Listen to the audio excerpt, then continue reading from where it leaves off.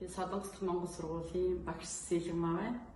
Ингээд би анх Солонгос Монгол сургуульд 2009 онд ирж ажилд ороод Монголынхаа соёл урлагаас бас хүүхдүүдэд танилцуулах гэсэн зорилгоор мөн их орон сайхан сэтгэлгээг олох, хүмүүжлийг олох зорилгоор ингээд Солонгос Монгол сургуульд Солон нэг бүжгийн хамтлагийг байгуулж ажилласан. За энэ бүжгийн хамтлагийг байгуулад эндхийн соёл урлагийн их сургуульд сурж байсан. Монгол дахь хөгжмийн бүжгийн дунд сургуулийн багш Хосбаяр багш маань олон ясны ардын бүжгийг анхудаа манай хүүхдүүд зааж тэр цагаас хойш эхлээд бүжгийн хамтлагууд хичээлүүлсээр байгаад одоо манайх Солонгос 4 хамтлаг хүртэл байгуулагдаад үйл ажиллагаагаа явуулж байна. Ингээ урын сангаа баяжуулах үндсэн дээрээс манай сургууль болон мөн бүжгийн дугуйлан хичээлдэг. Эндээс бол хүүхдүүд маш их үндснийхээ бүжиг сурдаг, олон хөгждөг. Тэгээд одоо бол манай бүжгийн дугуйлан олон хүүхдтэй, олон бүжгүүттэй болсон. Мөн хувцсныхаа фондыг хүртэл баяжуулж олон янзын бүжгийн хувцастай болсон. 15 гаруй төрлийн бүжгийн хувцастай болж үйл ажиллагаагаа явуулж байна. Сайн байцгаана уу? Солонгос Монгол сургуулийн 2018 оны төгсөгч Очирсох байна. Намайг 2 дугаар ангид байхад Сэлмаагш биднэд Монголын олон ясны цоморлог бүжиг зааж байсан. Тухайн үед би бурайд бүжгийн талаар сурч байсан. Тэгж бурайд бүжгийг сурахаас өмнө Монголд тийм олон янзын ястан байдгийг мэддэггүй байсан. Тэр бүжгээр дамжуулж олон ястан байдгийг мэдэж авсан. Мөн Монголын ёс заншил, түүх соёлын талаар анхны шатны мэдлэгтэй болсон. Үнэндээ маш их баярлаж байна. Сайн байцгаана уу? 12 дугаар ангийн Солон гэрэл байна. Би өөрийнхөө тухай та нартай хуваалцах болсонд баяртай байна. Эхэлцгээе. Монгол сургууль руу шилжиж ирэх болсон шалтгаан нь юу вэ? Миний хувьд Солонгос төрсэн болохоор Монгол соёлыг сурмаар санагдаад Солонгос дахь Монгол сургууль руу шилжээд ирсэн. Монгол бүжигт хэзээс дурлах болсон бэ? Би анх шилжээд ирэхдээ манай анги бол ер нь Монгол бүжгээрээ хөгжсөн анги байсан. Тэгээд тэр улмаас би бас Монгол бүжгийг сурах боломж гарсан болохоор 3 дугаар ангиас сурч эхэлсэн. Тэрнээс хойш би Монгол бүжигт дурласан. Хамгийн их нөлөөсөн хүн нь юм бэ? Манай багийн багш Сэлмаа багш болон манай бүжигийн багш Дүлгэн багш байна. Хоёр багштаа баялаа гэсэн үгийг хэлмээр байна. Ямар бүжиг сурсан бэ? Би хувьтай бол ганцаараа Үзбек гэсэн бүжгийг сурсан. Тэгээ манай хамт олноороо жорон хөдөөгийн залуус адуучин шүлэг шувууг гэх мэтэр олон бүжгийг сурсан байгаа.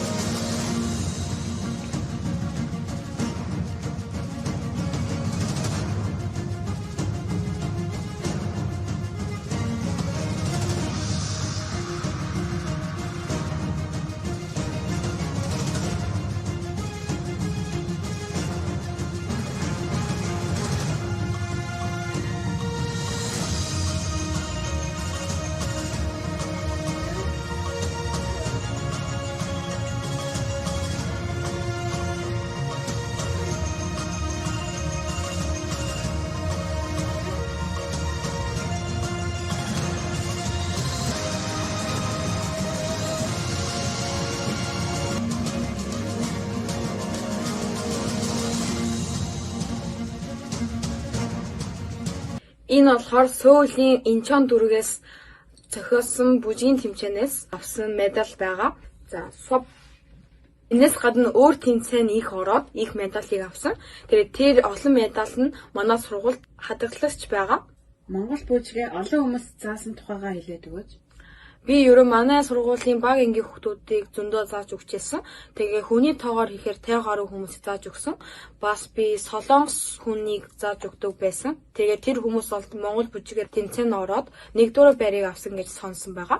Тэгээд хүний тоогоор 80 гаруй хүмүүсийг зааж өгсөн байгаа. Ангийн сүлээр хэлхийг хүссэн зүйлээ хэлээд өгөөч.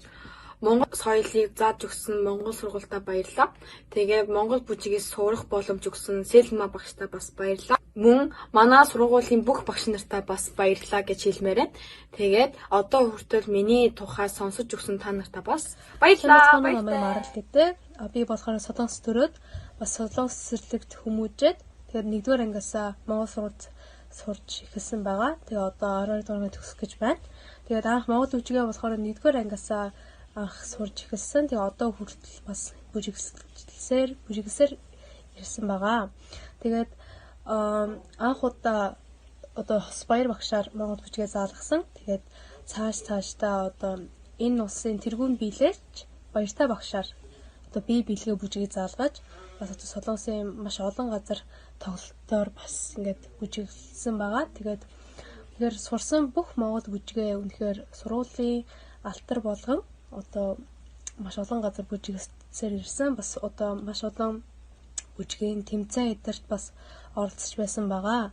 Тэгээд 3 дугаар ангид байхдаа Монголын хүүхдийн ордны эрдэм медалыг хүртсэн.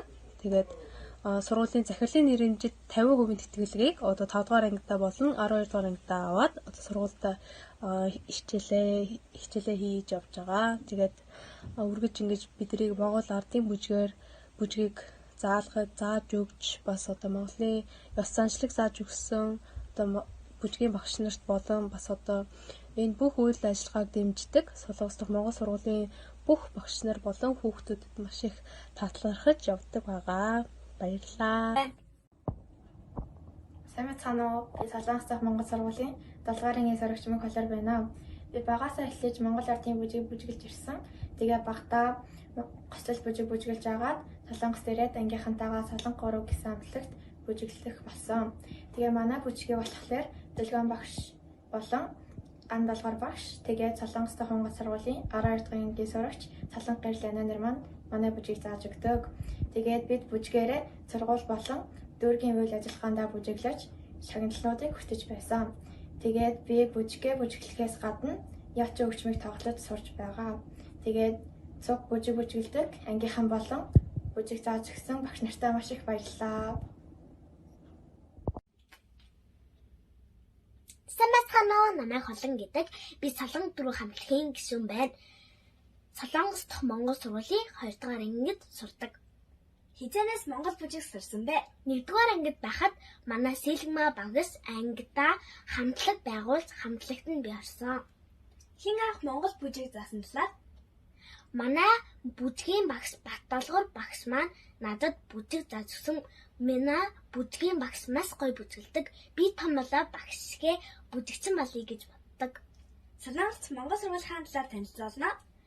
Манай Солонгос дахь Монгол сургууль маш гоё. Би дуулж, уншиж, бичиж сурсандаа маш их баяртай байдаг. Мөн зөндөө олон найзтай болсондоо маш их баяртай байдаг. Ангийн багш Сэлгма багш ба нийт багш нартай болон бүжгийн багштай маш их баярлаа. Хайртай шүү.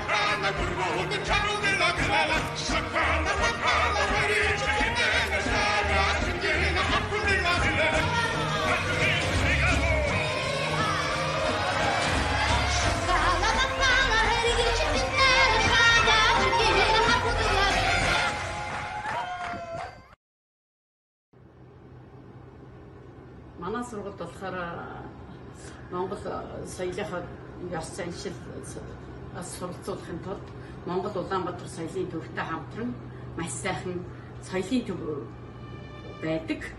Энэ соёлын төвөөсөө бол хүүхдүүд их зүйл мэддэг.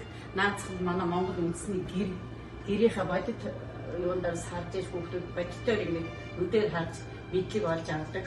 Мөн тэгэл дээр нь хэрэгжсэн аргийг бол энэ төрж өссөн хүүхдүүд мэдэхгүй шүү дээ. Тэгэхээр бодитоор харж иж гүн мэдлэг олж авдаг. Тэгээ хоёрдугаарт манай сургууль болохоор морин хуур хөгжим байдаг. Энэ морин хуур хөгжмийн дугуйлан хичээлдэг 12 морин хуур байдаг. Энэ соёлын төвд маань гэдэг нь манай сургууль морин хуурын дугуйлан хичээлдэг.